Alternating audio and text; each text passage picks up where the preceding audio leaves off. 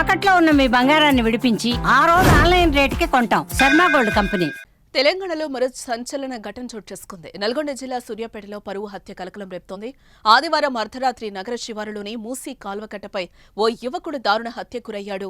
మామిళ్లగడ్డకు చెందిన వడ్లకొండ కృష్ణ అలియాస్ మాలపంటి అనే యువకుడు హత్యకు గురైనట్లుగా పోలీసులు గుర్తించారు. యువకుడిని దుండగులు బండరాళ్లతో మోదీ హత్య చేసినట్లుగా పోలీసులు నిర్ధారించారు. కేసు నమోదు చేసుకున్న పోలీసులు దర్యాప్తు చేస్తున్నారు.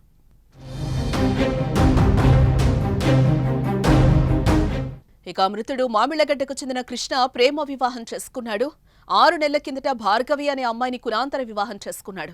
చెల్లెలు భార్గవి కులాంతర వివాహం చేసుకోవడం ఆమె సోదరుడికి అస్సలు ఇష్టం లేదు. కృష్ణపై భార్గవి సోదరుడు పగతో రగిలిపోతున్నాడు. పలు హత్యా కేసులో కృష్ణ కీలక నిందితుడిగా ఉన్న పళంగా హత్యకు గురి కావడంతో అంతా అయోమయం నెలకొంది. కృష్ణది పరువు హత్యనా లేదా పాత కక్షలే కారణమా అని పోలీసులు ఆరా తీస్తున్నారు. కృష్ణను భార్గవి సోదరుడు ప్లాన్ ప్రకారం దారుణంగా హత్య చేసినట్లు తెలుస్తోంది. నిందితులు పోలీసుల ముందు లొంగిపోయినట్లుగా తెలుస్తోంది.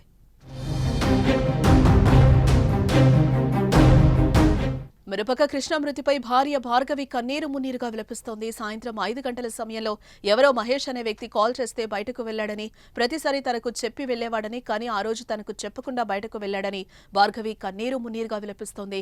నిందితులపై కఠిన చర్యలు తీసుకోవాలని డిమాండ్ చేస్తోంది. ఇక చాలా రోజుల నుంచి ప్రశాంతంగా ఉన్న రాష్ట్రంలో సూర్యాపేట జిల్లాలో పరువు హత్య మరోసారి కలకలం రేపుతోంది. ఈవినింగ్ టైంలో 5ంటికి బయటికి వెళ్ళిండు. నాకు చెప్పకుండా ఎప్పుడైనా చెప్పి వెళ్తాడు, అసలు చెప్పకుండా ఎవరో మహేష్ అనే పేరు ఫోన్ చేసిండు.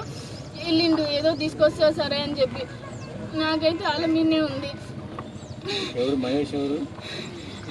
చాలగడ్డ అంటే ఎవరు నాకేం చెప్పలేదు, అసలు చెప్పి కూడా పోలేదు. ఎప్పుడైనా చెప్పి పోతాడు. మీ పేరెంట్స్ మీద ఏమైనా అనుమానం ఉందా? ఈ మధ్యకాలంలో మీ అన్న ఏమైనా బెదిరిస్తుందా?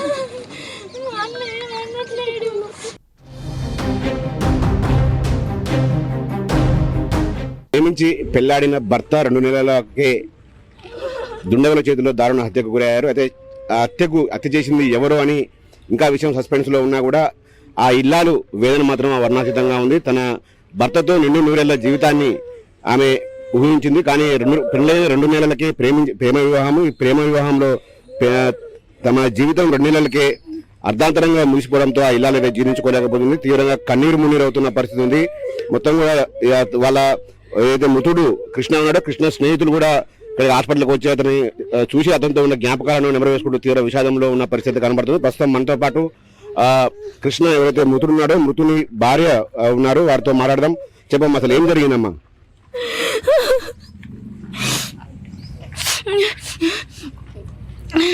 నేనెవరో ఫోన్ చేసిర్రు.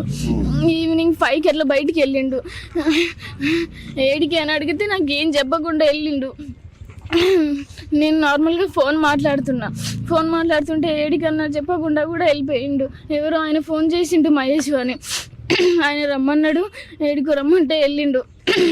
అదే చెప్పిండు, నాకు ఏం తెలియదు. ఇంకా అంటే రెగ్యులర్ గా రోజు ఫోన్ ఇంట్లో పెట్టి పోయి వెళ్ళాడా? ఫోన్ తీసుకో వెళ్ళలే కదా, ఫోన్ ఎందుకు తీసుకెళ్ళలేదు? రెగ్యులర్ గా అట్టే జరుగుతుంటుందా లేకపోతే? లేదు, ఒక్కొక్కసారి నేను నార్మల్గా ఒక్కదాన్ని ఉంటా అని చెప్పి ఫోన్ ఇచ్చేసి వెళ్తాడు. ఎప్పుడు మ్యాక్సిమం ఎప్పుడు తీసుకెళ్తాడు ఫోను. అంటే మీకు వివాహం జరిగి ఎంతకాలం అయింది? మీది లవ్ మ్యారేజ్ అని కూడా తెలుస్తా ఉంది. ఎంతకాలం అయింది మీరు ఊహించుకోండి? మీరు పెళ్లి చేసుకునేటప్పుడు మీ పెద్దల నుంచి కానీ, మీ కృష్ణ పెద్దల నుంచి కానీ ఏమైనా వ్యతిరేకత, ఏమైనా అబ్జెక్షన్ వచ్చిందా? మా మమ్మీ, మా డాడీ వాళ్ళు, మా అన్నలు ఒప్పుకోకపోతే ఇంకా మా ఇంట్లో మేము ఉన్నాం సూర్యాపేటలో. సరే, వాళ్ళు సైలెంట్గా ఉన్నారు, మేము సైలెంట్గానే ఉన్నాము. వాళ్ళు ఏం అనలేదు ఇప్పటి వరకు అయితే. మీతో మాట్లాడుతున్నారా రెగ్యులర్ గా వాళ్ళు, మీ పేరెంట్స్ కానీ వాళ్ళ పేరెంట్స్ కానీ? మమ్మీ అప్పుడప్పుడు మాట్లాడుతుండే, అంతే. అంటే ఒకవైపు అయితే ఒక ఆరోపణలు అయితే మీ పేరెంట్సే చంపివేశారు అనుమానాలు కూడా వాళ్ళ కొంత వ్యక్తం అవుతున్నాయి సూర్యాపేట టౌన్లో. వాస్తవం ఉండొచ్చు అది? మీకు ఎవరిపైన అనుమానం? నాకైతే ఆయన ఫోన్ చేసిండు, ఆయన మీనే ఉంది. ఊకంటే ఆయన ఫోన్ చేస్తుండు, ఆడికి ఈడికి రమ్మంటుండు, ఏదేదో చెప్తుండు. మొత్తానికి నువ్వు లవ్ మ్యారేజ్ చేసుకున్నావు, మీ భర్త అర్ధాంతరంగా చనిపోయాడు. ఏంటమ్మా అసలు ఏమనిపిస్తుంది? మీ భవిష్యత్తు ఏంటి అసలు? చంపేసిన వాళ్ళని నేనైతే ఊకోను. నేను అలా ఖచ్చితంగా నేను కేసు పెడతా. వాళ్ళు ఖచ్చితంగా జైలుకి వెళ్ళాల్సిందే. నేనైతే ఊకోను, అది ఎవరైనా సరే.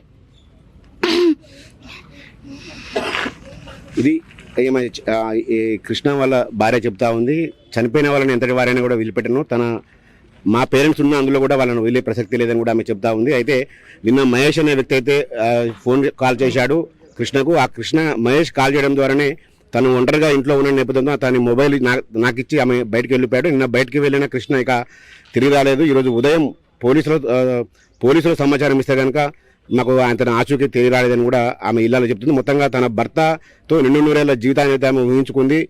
బంగారు భవిష్యత్తున్న ఈ యువజంట అర్ధాంతరంగా వాళ్ళ విషాదంలో అయితే ఆ జంట మునిగింది. తన భర్త ప్రేమించి పెళ్లి చేసుకున్న భర్త చనిపోయాడనే విషయాన్ని మాత్రం ఆమె జీర్ణించుకోలేకపోతా ఉంది.